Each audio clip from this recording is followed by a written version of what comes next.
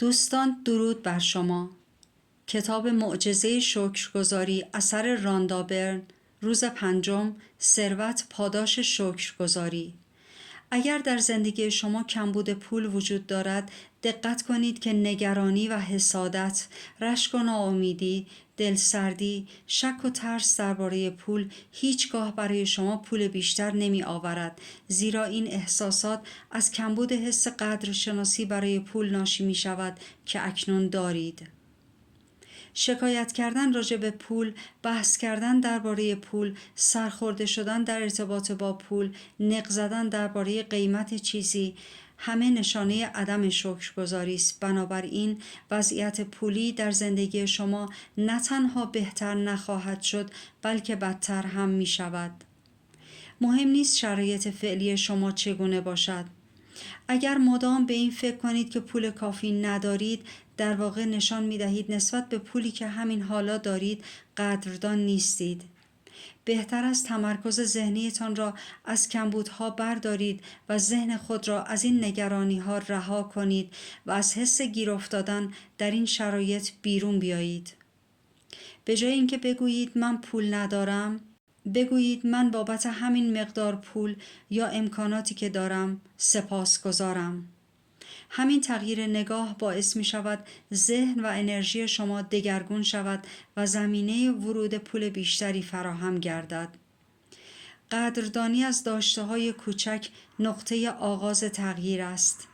شاید پول زیادی در دستتان نباشد، اما همین که سقفی بالای سرتان هست، غذایی برای خوردن دارید یا حتی توانستید یک قبض کوچک را پرداخت کنید، همه اینها نشانه‌هایی از جریان پول و امکانات در زندگی شماست.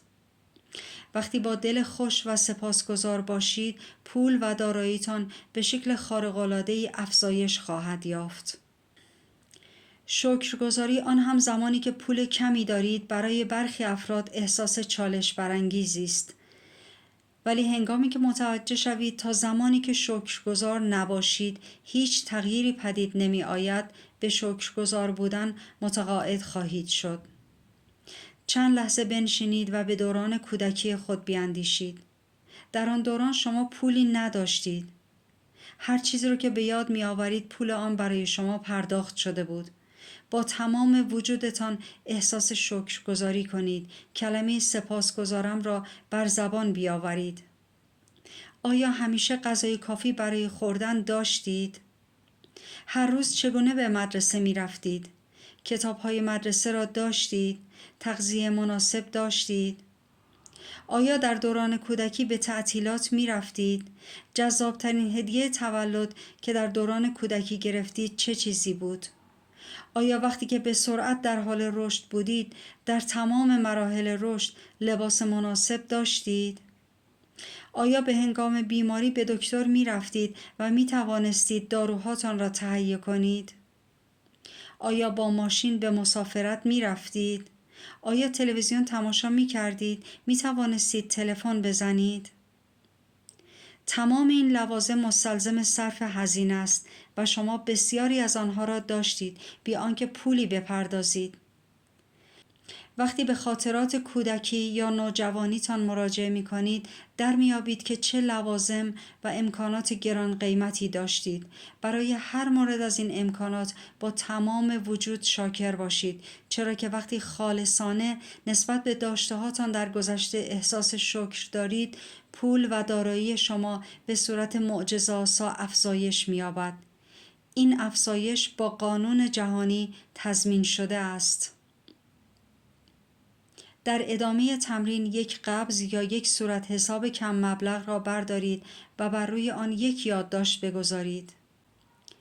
برای تمامی پولی که در طول زندگیم به من داده شده است، سپاسگزارم. برای تمامی پولی که در طول زندگیم به من داده شده است، سپاسگزارم. قبض کم مبلغ را توی کیف پولتون یا جیبتون بذارید. دست کم یک بار صبح و یک بار بعد از ظهر آن را بیرون بیاورید و در دستتان بگیرید و جمله هایی را که نوشته اید بخوانید و برای پول فراوانی که در زندگی به شما داده شده احساس شکرگزاری بسیاری داشته باشید.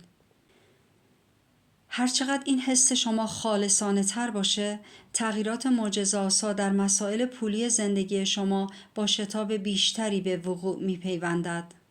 شما هیچگاه نخواهید فهمید چه زمانی پولتان افزایش می‌یابد، ولی خواهید دید که شرایط به گونه‌ای پیش خواهد رفت که پولتان فزونی می‌گیرد. پولی را به دست خواهید آورد که نخواهید فهمید چگونه به شما می‌رسد.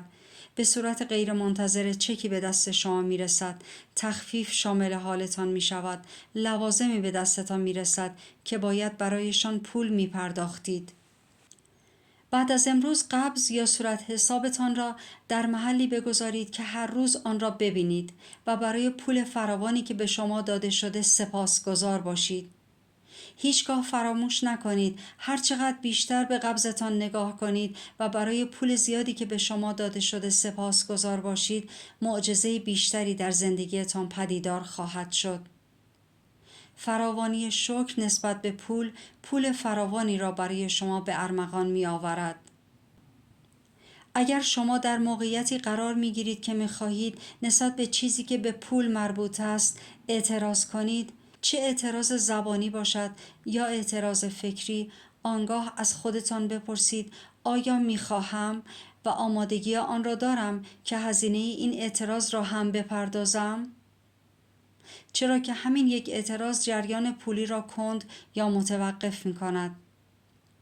از امروز به بعد به خودتان قول دهید که هرگاه پولی به دستتان می رسد، حتی اگر حقوق و در ازای کارتان باشد، یا تخفیف، یا بازپرداخت پول، یا چیزی که کسی به شما می دهد و بابتش پولی خرج شده، احساس شکرگزاری داشته باشید. هر کدام از این موارد یعنی که شما پولی دریافت کرده اید. هر کدام از این موارد به شما این فرصت را می دهد که نیروی شکرگزاری را برای افزایش پولتان به کار گیرید و بیشتر برای پولی که دریافت می کنید سپاسگزار شوید. تمرین شماره 5. ثروت پاداش شکرگزاری. اول اینکه مثل روزهای قبل موهبت‌های خود را بشمارید. لیستی بنویسید از 10 موهبتی که دارید و پس از خواندن هر کدام از این موهبت‌ها علت قدرشناسیتان را نسبت به آن بنویسید. سپس لیست را بازخوانی کنید و برای هر موهبت 3 بار بگویید سپاسگزارم و احساس قدرشناسی داشته باشید. بنشینید و چند دقیقه به دوران کودکیتان فکر کنید و به آن چیزهایی بیاندیشید که در آن دوران برای شما بدون پرداخت هزینه مهیا شده بود. وقتی یک خاطره را به یاد می آورید که در آن پولی برای شما خرج شده است، واژه سپاسگزارم را از صمیم قلب بگویید. یک قبض کم مبلغ را بردارید و روی آن یک یادداشت بچسبانید و در روی آن با حروف بزرگ بنویسید: برای پولی که در تمام زندگی به من داده شده است سپاسگزارم. امروز قبضتان را با خودتان حمل کنید و دست کم 1 بار صبح و 1 بار بعد از ظهر یا به هر تعداد بار که می خواهید قبضتان را در دست بگیرید و آن را بخوانید و به شدت برای پول فراوانی که به شما داده شده است احساس شکر و سپاسگزاری کنید. از امروز به بعد قبضتان را در جایی پیش چشم بگذارید که هر روز آن را ببینید و پیوسته شکرگزار بودنتان را نسبت به پول زیادی که به شما داده شده یادآوری کنید. و در آخر این که پیش از آن که به خواب بروید افکارتان را متمرکز کنید و کلمه سپاسگزارم را برای بهترین اتفاقی که در طول روز برای شما رخ داده بر زبان بیاورید. دوست عزیز، این ویدئو را با کسی که فکر می کنید نیاز دارد نگرش مالیش تغییر کند به اشتراک بگذارید. در بخش کامنت ها بنویسید سپاسگزارم برای و یکی از نعمتهای مالی یا امکاناتی که همین امروز دارید را با ما به اشتراک بگذارید. سپاسگزارم، سپاسگزارم، سپاسگزارم.